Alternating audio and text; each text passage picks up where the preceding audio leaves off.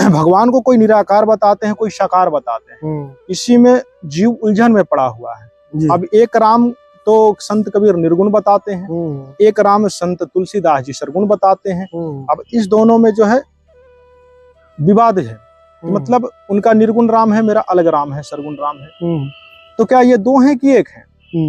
तो सदगुरु ब्रह्म की वाणी कहती है कि सरगुण राम संत तुलसी ध्यावे, अनिर्गुण राम कबीर, इन दो राम भक्त में किनका राम महावीर। मतलब ये दोनों भक्तों में के जो राम हैं, ये दोनों एक ही राम की भक्त हैं। प्रथम ही ब्रह्म सतगुरु रूपा, ताही के खेल अजब अनूपा, जे चाहू तुम निज स्वरूपा, तो लखहु सतगुरु शब्द अनूपा। तो ये जो सदगुरु हैं, ये पंचम राम है। चार राम के बारे में तो सभी सुनते हैं कि एक राम दशरथ का बेटा, एक राम घट में लेटा, एक राम ने शकल पसारा, एक राम इन तीनों से न्यारा। लेकिन ये जो चार राम है, तो कहते हैं चार राम को सब, तीन राम को सब कोई ध्यावे, और चौथा राम मतलब ब्रह्म का कोई मर्म न पावे, और चौथा छांड मतलब अपंचम राम को जाने।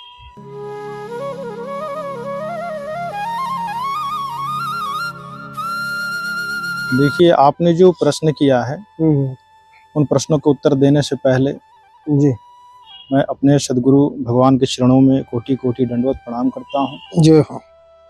और जितने भी विश्व जीवात्माएं जो इस माया रूपी संसार में आए हैं, उन सभी भक्त आत्माओं को मुझदास की ओर से कोटि कोटि प्रेम भरा, कोटि कोटि प्रेम भरा सदगुरु राम हर हर महादेव, हर हर महादेव। देखिए, ये जो आपने प्रश्न किया है कि विश्व जीव कल्याण के लिए जो परम तत्व ज्ञान है, उस ज्ञान को कहने की कृपा करें। तो कृपा तो सब पर उस ब्रह्म की है, बस कृपा पात्र बनना है। सदगुरु ब्रह्म की वाणी कहती है कि बड़े ही भाग्यवान होते हैं वो जीव जो उस परम तत्व को जानने की इच्छा रखते हैं और इच्छा कर उस उद्देश्य पर चलने की जो है कोशिश करते हैं। वो बड़े ही भाग्यवान होते हैं जो अपने जीवन काल में इस ज्ञान को एक बार भी सुन पाते हैं। उनसे भी बड़े भाग्यवान, भाग्यशाली होते हैं वो जीव जो इस मूल ज्ञान को, जिसे ब्रह्म विद्या कहते हैं, ब्रह्म ज्ञान कहते हैं, उस ब्रह्म ज्ञान, ब्रह्म विद्या संबंधित है मूल ज्ञान, उस मूल ज्ञान को कोई बिरले ही सुन समझ ग्रहण करते हैं। वो उनसे भी बड़े भाग्यवान और भाग्यशाली होते हैं। अब प्रश्न है कि ये जो ब्रह्म विद्या, ब्रह्म ज्ञान से संबंधित जो मूल ज्ञान है, इस मूल ज्ञान में ऐसी क्या खास बात है कि जिस मूल ज्ञान को सुनने से पूर्व ही मूल ज्ञान की इतनी बड़ी महिमा, कि बड़े ही भाग्यवान होते हैं वो जीव जो इस मूल ज्ञान को अपने जीवन काल में एक बार भी सुन पाते हैं। और उनसे भी बड़े भाग्यवान और भाग्यशाली होते हैं वो जीव जो इस मूल ज्ञान को सुन समझ ग्रहण करते हैं। तो ऐसी क्या खास बात है इस मूल ज्ञान में? तो सदगुरु ब्रह्म की वाणी कहती है कि यह मूल ज्ञान सभी ज्ञानों का राजा है जी। ब्रह्म ज्ञान को छोड़कर सभी ज्ञानों का राजा है। देखिए, मूल ज्ञान से जो संबंधित ज्ञान है वह है मर्मज्ञ ज्ञान, और मर्मज्ञ ज्ञान से जो नीचे का ज्ञान है वह है सर्वज्ञ ज्ञान, और सर्वज्ञ ज्ञान से नीचे का ज्ञान है वह है पवित्र ज्ञान, और पवित्र ज्ञान से जो नीचे ज्ञान है वह सर्वत्र ज्ञान। तो इन जितने भी ज्ञान है नीचे, उन सब ज्ञानों के अनुसार जितने प्रकार की भक्ति है, उन सभी भक्ति को और कारणों को जानने वाला है ये मूल ज्ञान। और इस मूल ज्ञान को जो भी जीव जान लेता है वो जीते जी मोक्ष पा लेता है। इस माया रूपी संसार से उसका आवागमन मिट जाता है जी। अब प्रश्न है कि इस मूल ज्ञान को जो धारण करने वाला जो पुरुष है, जिस महापुरुष के घट में यह मूल ज्ञान प्रकट होता है, तो वह तो स्वयं शेष ही होगा जो परम मणि को धारण करेगा। मूल ज्ञान है क्या महाराज जी? मूल ज्ञान ब्रह्म विद्या, ब्रह्म ज्ञान से संबंधित यह मूल ज्ञान है। और मूल ज्ञान वह परम ज्ञान है जिस ज्ञान को सुनने के बाद जीव इस माया रूपी संसार से जीते जी पार होना है। जीते जी अपने परम अवस्था का बोध हो जाता है कि वास्तव में जीव कहाँ से आया है। उसे यह बोध होता है कि मैं कौन हूँ, कहाँ से आया हूँ, मेरा मूल स्वरूप क्या है, मेरा निज स्वरूप क्या है। सत्य असत्य का निबेड़ा हो जाता है कि वास्तव में सत्य क्या है, असत्य क्या है। भले बुरे का ज्ञान हो जाता है। अच्छा। हाँ, और जहाँ से जीव आया है, जैसे कवन विधि हम राम ठाकुर से बिछड़े कवन विधि अवतारा, और कवन विधि और राम ठाकुर मिलावे कवन विधि वो पारा। तो ये सभी रीजन और कारण, जितने प्रकार की भक्ति है, वो सभी इस मूल ज्ञान से पता चल जाता है। तो मूल ज्ञान समझिए वह एक मणि है। मूल ज्ञान एक मणि है। जैसे शेष मणि के बिना नहीं रह सकते। जो शेष नाग जो इच्छाधारी होते हैं उनके पास एक मणि होती है, और उस मणि के बिना वह शेष नहीं रहता। तो यह जो मणि है वह शेष का ही मूल है, जो ब्रह्म है जी। कहते हैं सब कुछ अगर खत्म हो जाए तो शेष बचता है। तो शेष से जो संबंधित जो मणि है वह है मूल ज्ञान, और वह मूल ज्ञान धारण करने वाला जो है वो शेष ही होता है, जो इस माया रूपी संसार में आकर के उस शेष को कहते हैं सतगुरु, जो ब्रह्म का ही रूप है जी। तो कहते हैं कि वह जो सदगुरु है वो कोई और नहीं बल्कि साक्षात पार ब्रह्म है। तो इसके लिए प्रमाण है, चौपाई है कि प्रथम ही राम सकलमय गुण ज्ञानी, ताको सुमरे कोई मुनि जन ध्यानी। प्रथम ही राम सकल सृष्टि विस्तारा, आदि सकार ब्रह्म बन लिया अवतारा। प्रथम ही ब्रह्म आदि सकार अवतारा, तासे सकल जीव उजियारा। प्रथम ही ब्रह्म घट घट जीव खानी, ताको सुमरे कोई मुनि जन ज्ञानी। प्रथम ही ब्रह्म दशरथ पुत्र घटवासी, ताको सुमरे सब सुर नर मुनि जन निवासी। प्रथम ही ब्रह्म सतगुरु रूपा, ताहि के खेल अजब अनूपा। जे चाहू तुम निज स्वरूपा, तो लखहु सतगुरु शब्द अनूपा। तो ये जो सदगुरु हैं ये पंचम राम है। चार राम के बारे में तो सभी सुनते हैं कि एक राम दशरथ का बेटा, एक राम घट घट में लेटा, एक राम ने शकल पसारा, एक राम इन तीनों से न्यारा। लेकिन ये जो चार राम है तो कहते हैं चार राम को सब, तीन राम को सब कोई ध्यावे, और चौथा राम मतलब ब्रह्म का कोई मर्म न पावे, और चौथा छांड मतलब अपंचम राम को जाने, कहे सदगुरु सो पूर्ण ब्रह्म पहचाने। तो जो पंचम राम की पहचान कर लेते हैं अर्थात सदगुरु राम की, तो उन्हें सभी चारों राम के बारे में ज्ञान हो जाता है कि वास्तव में ये जो चार राम हैं वो कोई और नहीं बल्कि ये सब उनकी लीला मात्र है, और वो वही जानता है जिन्हें वो जना दे। कहते ना, जे ही जान ही जेहु दे ही जनाइया, जे तुम जानो तो तुम ही होई, जानत तो तुम ही हो जाए। ये जो सदगुरु हैं तो सदगुरु उस मूल मणि को लेकर के आए। सदगुरु रूपी जो ब्रह्म है वो मूल मणि को, तो कहते हैं कि जे चाहू तुम निज स्वरूपा, तो लखहु सदगुरु शब्द अनूपा। उस मणि के जो दिव्य जो प्रकाश है, ज्ञान रूपी प्रकाश है, उस प्रकाश को जानो, समझो कि यह ज्ञान कौन सा है। तो उस ज्ञान, उनके शब्द पर जो जीव चलता है तो उस शब्द के जरिए वो अपने आप को जान लेता है, वो शुद्ध और पवित्र हो जाता है। और वह जो मूल ज्ञान है जिनमें वो सर्वज्ञ ज्ञान में अपने आप में स्थित है सदगुरु। तो जीव को सर्वज्ञ ज्ञान का ज्ञान कराते हैं, उनके द्वारा जो पवित्र ज्ञान निकलता है वह ज्ञान सर्वत्र ज्ञान बन जाता है। जैसे कि देखिए विश्व परमात्मा ज्ञान भंडार में सब ब्रह्म ज्ञान है, ब्रह्म विद्या है। उस ब्रह्म विद्या को तीन भागों में ब्रह्म ने किया।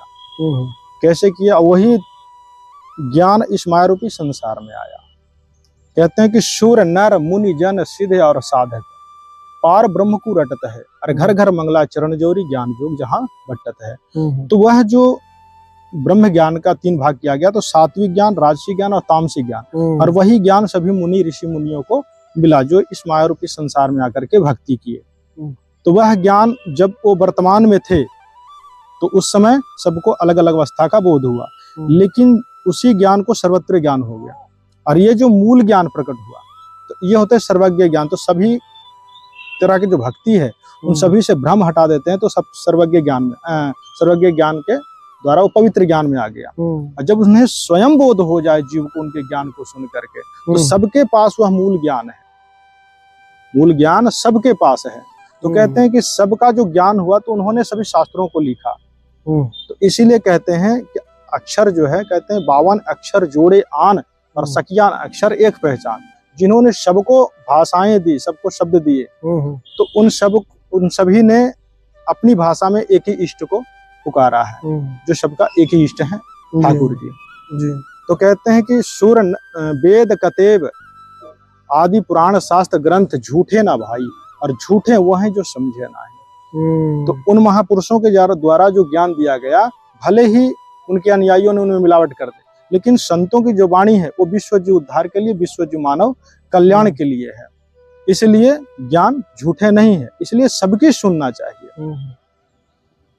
इसलिए कहा है कि शौनका अधिक सिद्ध 84 अध्यान धरत है तासे का, 24 अवतार जपत है परमहंस प्रकाश का। कि जितने भी अवतार हमारे इस माया रूपी संसार में आए, भगवान दिव्य रूप लेकर के, तो हम उनको जो मानव रूप समझते हैं, जैसे हमारे श्री राम, श्री कृष्ण, ये सभी जैसे जिस समय आए उस समय मानव रूप में दिखाई दिए, लेकिन अगर ऊपर उधर से परछाई, अगर सोने की, चांदी की, पारस की, सबकी परछाई आएगा, तो यहाँ के लोहा जो है वो समझता है कि मेरे जैसा है, और लोहा रूपी जो मानव है वो सोचता है भगवान को भी ये तो मेरे जैसे हैं। वो पहचान नहीं पाते हैं कि ये वास्तव में सोने की परछाई और पारस की परछाई है। लेकिन जाने का वही जो वहां से देख कर आएगा कि परछाई किस चीज की है। तो सदगुरु रूप जो है वो कोई और नहीं बल्कि साक्षात पार ब्रह्म ही होते हैं, जो जीव जिज्ञासु होते हैं उन्हीं को मिलते हैं। और वो इस माया रूपी संसार में किस प्रकार से अपने जीवों की खोज करते हैं, कहते हैं गोता मारू स्वर्ग में जा बैठूं पाताल, और मैं तो ढूंढत फिर अपने हीरे मोती लाल। तो अपने हीरे मोती लाल को खोजते हैं। तो सबसे पहले सदगुरु क्या करते हैं, कहते हैं वाणी में कि राजा राम कहूं तो हूं नहीं, और भिखारी कहा ना जाए। राजा राम भिखारी के बीच में गुप्तचर रहा समाये। जिस समय हमारे बीच सदगुरु इस प्रकार आते हैं ब्रह्म, जिस अयोध्या में भगवान राम गुप्तचर बन करके गए प्रजा को मत को लेने के लिए जी, तो गुप्तचर बने हुए थे, तो क्या उनको कोई पहचान पाया? नहीं पहचान पाए। ना तो उनको कोई राजा राम ही कह सकते थे, ना उनको कोई भिखारी कह सकता था, ना कोई उनको गुप्तचर कह सकता था, लेकिन थे वही। तो आगे वाणी में कहते हैं कि इसी प्रकार कहते हैं राजा राम ठाकुर से सतगुरु भयो, और सतगुरु से भयो साध, ये तीनों अंग एक है, गति कछु अगम अगाध। तो ये साधक के रूप में भी आते हैं। किस रूप में, मतलब किस जीव को मिल जाए उनको पहचानते हैं कोई विरले ही, उनके ज्ञान के द्वारा, उनके शब्द के द्वारा, उनके रहने के द्वारा जी, कोई पहचान विरले ही कर पाते हैं। तो कहते हैं राजा राम ठाकुर से सदगुरु भयो, और सदगुरु से भयो संत, और धर धर भेष विशाले अंग खेली आदि और अंत। तो आदि और अंत का खेल खेलते हैं, उनके गति को कोई विरले ही जान पाता है जी। कहते हैं राम निरंजन आरती तेरी, अविगत गति कुछ समझ पड़े नहीं, क्यों पहुंची मति मेरी। निराकारम निर्लेप निरंजन गुण है अतीत क्यों देवा, और ज्ञान और ध्यान से रहे निराला ताका, जानी जाए न सेवा। सनक सनंदन नारद मुनिजन, शेष पार नहीं पावे, और शंकर ध्यान धरहु निश्वासर अजहित सुलझावे। और सब सुमरे अपने अनुमाना तो गति लखी न जाए। मतलब उनकी गति को लखने के लिए बहुत प्रकार से सभी यत्न प्रयत्न किए, लेकिन उनकी गति को कोई विरले ही लख पाया, जिनको वो लखा देते हैं। तो देखिए भगवान को कोई निराकार बताते हैं, कोई साकार बताते हैं, इसी में जीव उलझन में पड़ा हुआ है। अब एक राम तो संत कबीर निर्गुण बताते हैं, एक राम संत तुलसीदास जी सरगुण बताते हैं। अब इस दोनों में जो है विवाद है, मतलब उनका निर्गुण राम है, मेरा अलग राम है, सरगुण राम है। तो क्या ये दो हैं कि एक है? तो सदगुरु ब्रह्म की वाणी कहती है कि सरगुण राम संत तुलसी ध्यावे, और निर्गुण राम कबीर, इन दो राम भक्त में किनका राम महावीर। मतलब ये दोनों भक्तों में के जो राम हैं, ये दोनों एक ही राम की भक्त हैं, लेकिन यहाँ लोग समझ नहीं पाए ये दोनों राम एक कैसे हैं। कहते एक राम संत तुलसी ध्यावे, एक राम कबीर, इन दो महान भवों को समान बतावे, सोई पुरुष महावीर। क्या वो महापुरुष महावीर हैं जिन्होंने बड़े बड़े योद्धा को खत्म किए, या वो निर्गुण राम महावीर हैं कि जो इंद्रिया मन सहित सबको पछाड़ करके परम मोक्ष दिलाए? क्या वो ठीक है? तो कहते हैं कि जो इन दोनों को समान बतावे वो पुरुष महावीर है। तो वो बताएंगे कौन? सदगुरु। तो सदगुरु कौन है? स्वयं पार ब्रह्म। तो राम है, तो सभी को एक करें। तो वो सदगुरु के द्वारा ही जाना जाता है। तो कहते हैं कोई निर्गुण में रीझ रहा, कोई सरगुण ठहराए, अटपट अटपट चाल सदगुरु की ब्रह्म की मुख से कही न जाए। तो उनको समझने के लिए स्वयं अंतर घट में समझना पड़ता है। इसलिए कहा है कि सतगुरु दर्द बन दरवेशा, जो मन कर है दूर अंदेशा। जी जी जी। जो मन कर है दूर अंदेशा, सतगुरु दर्द बन दरबारी, उतरे राम शून्य धारी। सतगुरु राम अंग न दूजा, ये सरगुण वे निर्गुण पूजा। निर्गुण सरगुण एक है, दूजा भ्रम विकार, और निर्गुण राम आप ही हैं। निर्गुण राम आप ही हैं, सरगुण संत विचार। वो सरगुण रूप में आकर के, संत रूप में आकर के वो बताते हैं। तो ये कहते हैं कि गुरु गोविंद कर जग हारा, गुरु गोविंद जाना ना कोई, और गुरु गोविंद जब जान ही तो गुरु गोविंद एक हो। कहते हैं ना कि गुरु गोविंद दो खड़े किन के लागू पाए, और बलिहारी गुरु आपने जिन गोविंदियों बताए। तो जो भगवान को पाना चाहते हैं तो सोचते हैं कि गुरु के चरण पर ध्यान लगाएं कि भगवान का स्मरण करें, क्या करें। तो इसी का भेद सतगुरु बताते हैं कि एक के साधे तो सब सद है, और सभी उन्हीं माही। एक साधे सब जात है, ये सभी उन्हीं माही। जिन्होंने अपने आप को साध लिया, उनके बताए मार्ग पर चलोगे, तब जाकर के तुम उस परम स्वरूप को जान पाओगे। इसीलिए कहा है कि संत रूप जो है वो भगवान का ही रूप है। वाणी कहती है कि हरि अनंत, हरि कथा अनंता, और कहे सुनहि बहुविधि सब संता। सभी विश्व जीव उद्धार के लिए, मानव कल्याण के लिए भगवान ने बहुत प्रकार की कथाएं रच दी, जिससे जीव जिज्ञासु हुए, परमात्मा प्रेमी बने, और परमात्मा की खोजी हुए कि परमात्मा कैसे मिलेंगे, उनको कैसे प्राप्त किया जाए। तो एक दास वे बांधवगढ़ में मथुरा आए थे, उनको भगवान मिले धनी रूप में। उनको बताया उन्होंने कि धर्मदास यह जग बहुराना, कोई न जाने वह राम पद निर्वाणा। यही कारण में कथा पसारा, जग से कहिए वह राम नियारा। जब तक हम नाम में और सरगुण चीजों में प्रीति रखते हैं, तब तक हम उस ब्रह्म को नहीं जान पाते। इसीलिए उस ब्रह्म का जब तक ज्ञान न हो जाए, जो सरगुण है वो निर्गुण, वो दोनों एक न हो जाए, जिस स्थिति में जब प्रत्यक्ष न हो जाए, तब तक जीव मोक्ष को प्राप्त नहीं कर सकता, वो पाप पुण्य में ही रह जाता है। इसीलिए कहा है कि जितने कथाएं रचे गए हैं ये सब ब्रह्म के रूप है। कहते हैं संत हमारी आत्मा और हम संतन की देह। ब्रह्म की वाणी कहती है हम संतन की आत्मा और हम संत हमारी आत्मा, हम संतन की देह। कहे सदगुरु सुनो भाई साधो जा से लाओ नेह। तो संतों से नेह लाओ।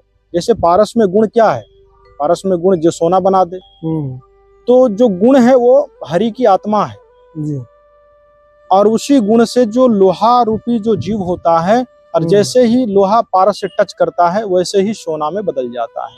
उसका आकार, उसका विचार, तो सब कुछ मतलब बदल जाता है। रहन सहन कैसे, उनके विचारधारा से जो पारस के गुण है उससे पता चल जाता है कि अब ये सोना है। तो इसीलिए कहा गया है कि संत हमारी आत्मा, हम संतन के जीव, और संतन हम में रम रहे, जो माखन में घी।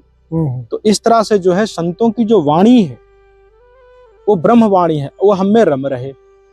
तो सबसे पहले संतों के शरण ग्रहण कीजिए, और संतों के शरण ग्रहण करने से जो ज्ञान मिलता है उस ज्ञान पर आधारित हो जाइए। और ज्ञान तो आपने लिया, कैसे कहते हैं कि कहे सदगुरु सो हंस है मेरा, और नीर सिर का करे निबेड़ा, दूध का दूध हर पानी का पानी करे। तो वाणी के द्वारा आप हर स्थिति में जो है जो उचित है वो उचित करें, और हर स्थिति में साच बोलें।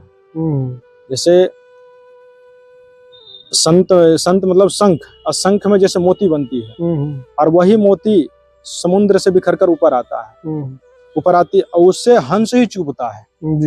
तो उसे कोई विरले ही साच बोलता है। अगर आप किन्हीं गुरु से नाम लिए हैं, तो नाम तो ले लिया आपने, लेकिन आप में संयम नहीं है, आप झूठ भी बोल रहे हैं, आप में काम, क्रोध, लोभ, मोह, अहंकार सब कुछ है।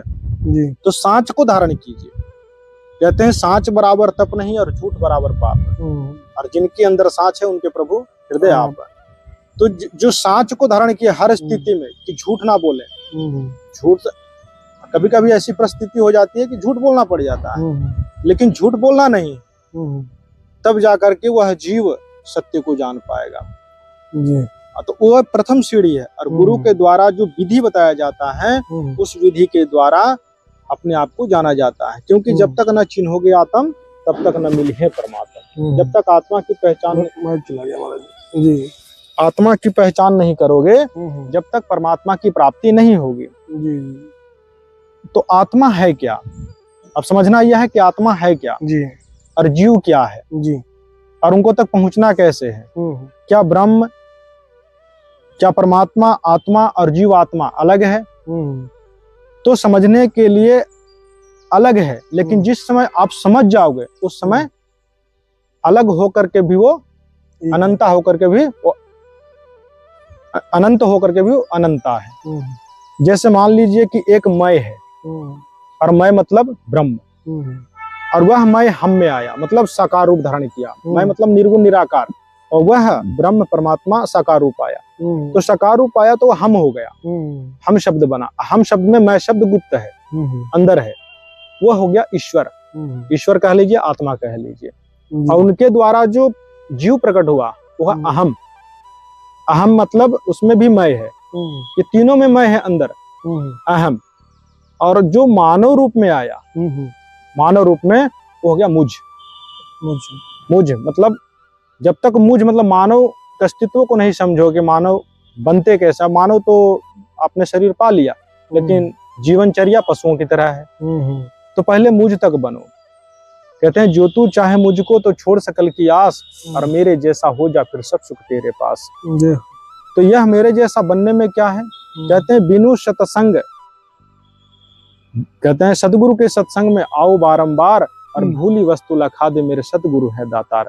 तो जो आपने भूल गए, आप भूल गए हैं वहां से आकर के, तो उस वस्तु का लखाव तभी होगा जब आप सत्संग में आओगे। और सत्संग में जो मूल ज्ञान है सबके अंदर, देखिए भगवान जो है वो नारायण है, जो कि क्षर ब्रह्म है, वो भगवान है। और ईश्वर वो है जिनके द्वारा ऊपर की रचना हुई, जो नीचे की रचना की वो भगवान है, जिन्हें भव को बनाया वो भगवान है जी। तो इसके अंदर जो ज्ञान है सभी जीवों के अंदर, वो मूल ज्ञान। तो मूल ज्ञान कहते हैं कि जब जीव आया तो अपने आप को भूल गया। क्यों भूल गया? और सबके अंदर संशय हो गई। कहते हैं कि जन्म मरण का रोग लगा है, अब बढ़ रही तृष्णा खासी, आवागमन की डोर गले में पड़े काल संशय की फांसी। तो अंदर जो है वो काले जन्म मन का तो लोग रह गया, और बहुत प्रकार की जो रोग और भोगने को जीव को कर्म के द्वारा मिलता है। तो ये जो फांस है, ये गांठ है, ये गांठ राम नाम के बिना नहीं छूटता। वो राम नाम है आपके पास मूल ज्ञान।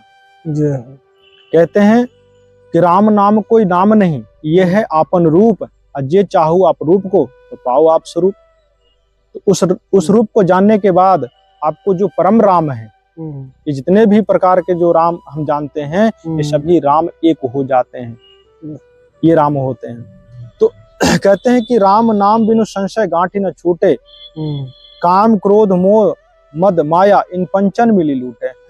इन पांचों मिलकर के जो है जीव को सदगुरु बिनु आवागमन न छूटे। तो सदगुरु के बिना जो है आवागमन नहीं छूटेगा। इसीलिए सदगुरु, जीवन में सदगुरु बना करके ही भक्ति करनी चाहिए। अब देखिए, ये जो मानव शरीर है और जो संत की खोज करते, जब तक संत ना मिले जब तक मोक्ष नहीं है। लेकिन इस कलयुग में संत मिलना बहुत मुश्किल है। बिल्कुल। तो इसीलिए कहा है कि सिर मुंडू उस संत भेष की, और जिससे संस न जाए, काल खावे थोड़े संशय सब को खाए। कहते हैं कि सिर उस संत भेष की मुनि चाहिए जो जीवों को भ्रमित करते हैं, जो जीवों के साथ खिलवाड़ करते हैं कि आओ हम तुझे मोक्ष दिला देंगे। तो ऐसे संत के लिए उन्होंने बताया है कि वो संत नहीं असंत है। संत भेष में शब्द कहता है कि वाणी कहती है कि उस भेष की सिरमुंडू, जिससे सेंस न जाए।